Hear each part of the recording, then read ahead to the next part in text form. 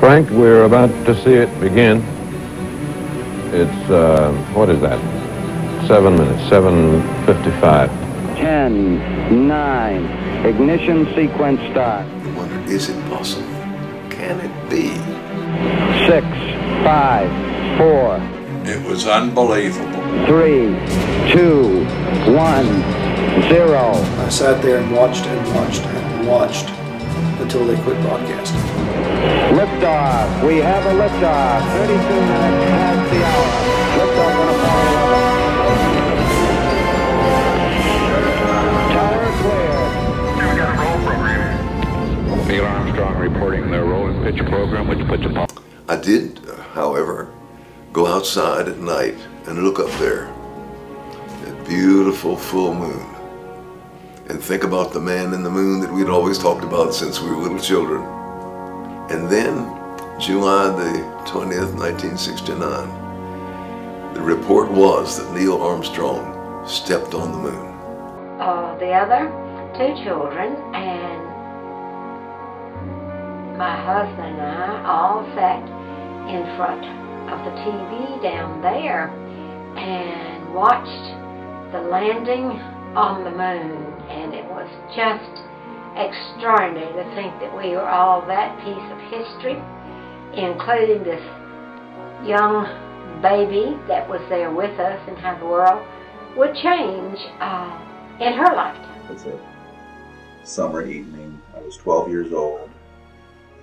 The whole thing was kind of unreal in terms of, I remember going outside and looking up at the moon and thinking, how did we get from here to there? The TV was black and white,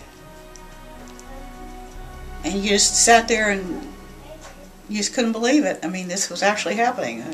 Human beings walking on the moon. And one of the things that really amazed me is the pictures that they sent back showing them walking on the moon and the surface of the moon.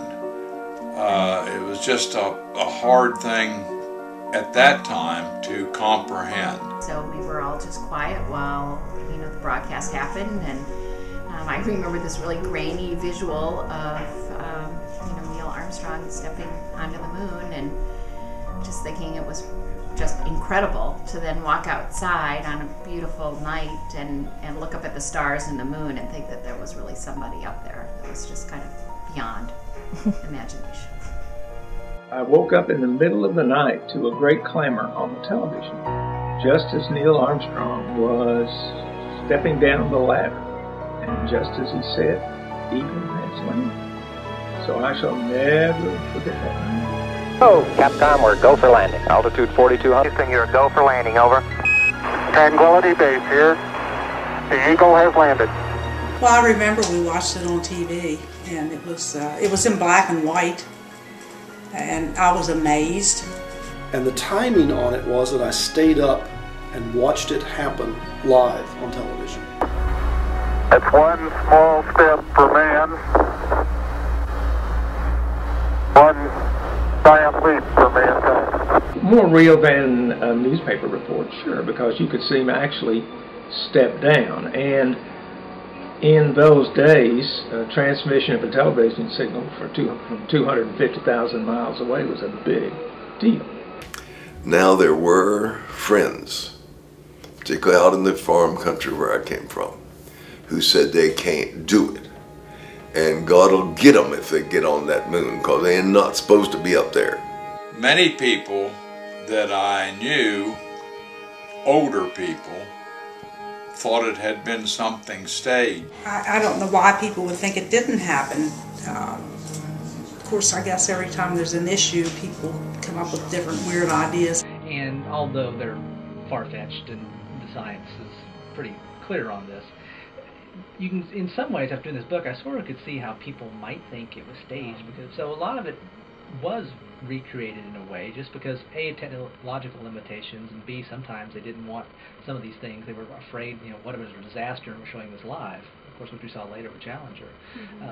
So a lot of it was recreated. So I can, in some ways, see how somebody's already conspiracy-minded might think, well, they did these spacewalks in Gemini and recreated them. Why not? So what are these people going to do who said you can't do it? They said, aha, he's not up there. They made that up. That's a story that they're just telling us, but they didn't really get up there. Now, what do I think about that kind of conspiracy theory? I think it's hogwash. But yes, it did happen, and I saw it. I saw it. The date's now indelible. It's going to be remembered as long as man survives. July 20th, 1969, the day man reached and walked on the moon. The least of us is improved by the things done by the best of us, because if we are not able to land, at least we are able to follow. Armstrong, Aldrin, and Collins are the best of us, and they've led us further and higher than we ever imagined we were likely to go. And I was so excited, not just because he stepped on the moon, but because of all of the scientific and technological discoveries we made while we were going through all of the research and activities to put the man on the moon. We learned lots of things that are very important to us from the scientific standpoint, and I like that. It was just, it was surreal and amazing, and you felt a real sense of pride in that accomplishment. I remember that the Russians were doing everything ahead of us. And President Kennedy was president then, and we decided we were going to put a man on the moon, and we did it. I believe that this nation should commit itself to achieving the goal before this decade is out of landing a man on the moon and returning him safely to the earth. No single space project in this period will be more impressive to mankind or more important for the long-range exploration of space, and none will be so difficult or expensive to accomplish. When Neil Armstrong got out, and I don't know if it was the first thing he did, but I remember they planted the U.S. American flag on the moon, and I think I felt a lot of pride. And it's something that put us out ahead of the Russians at that time. I know just a year earlier, in the summer of 1968, in Cincinnati, where I was born and where I was living, there were race riots.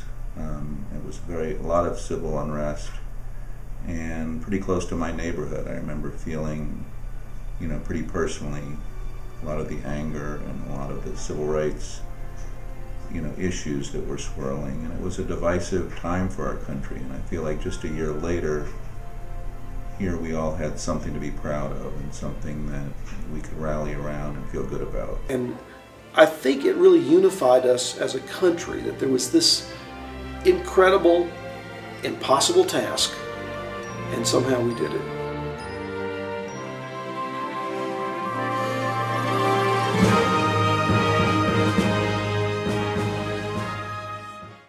The astronauts of Apollo 11 awoke early today and began their ritual-like preparations for this blast-off to the moon. One of their doctors, as I told you earlier, said they appear rested, fit as a fiddle, and ready to go. They had a big breakfast of scrambled eggs, steak, toast, coffee, and orange juice.